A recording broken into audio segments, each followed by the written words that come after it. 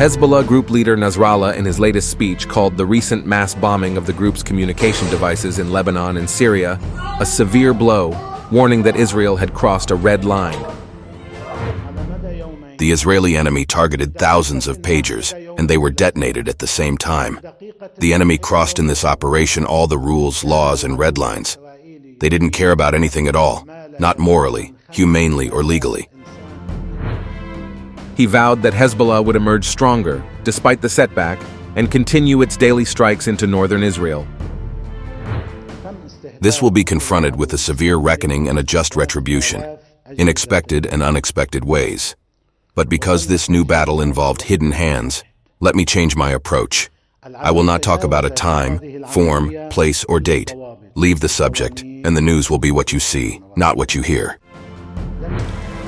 But as Nasrallah spoke, Hezbollah and the Israeli military engaged in a new round of strikes across their shared border.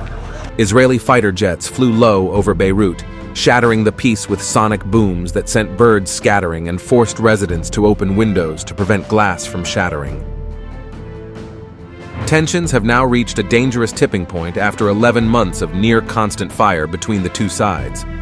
Fear of a full-scale war has escalated sharply following this week's unprecedented bombings, which targeted hundreds of pagers and walkie-talkies used by Hezbollah operatives, killing at least 37 people and wounding around 3,000. The bombings are widely viewed as part of a calculated Israeli campaign to incapacitate Hezbollah's communication systems. Israeli leaders have signaled that they are prepared to escalate military operations if necessary to end Hezbollah's barrage of rocket fire, which has kept thousands of Israeli civilians from returning to their homes near the border. Israeli Defense Minister Yoav Gallant alluded to the shift in strategy, telling troops on Wednesday, Over the past several days, we have held a series of important discussions. This is a new phase of the war. It bears opportunities but also significant risks. Hezbollah feels that it is being persecuted, and the sequence of military action will continue. Meanwhile, the IDF chief said, "The rule is that every time we work on a certain stage, the next two stages are already ready to advance. At each stage, the price for Hezbollah must be high."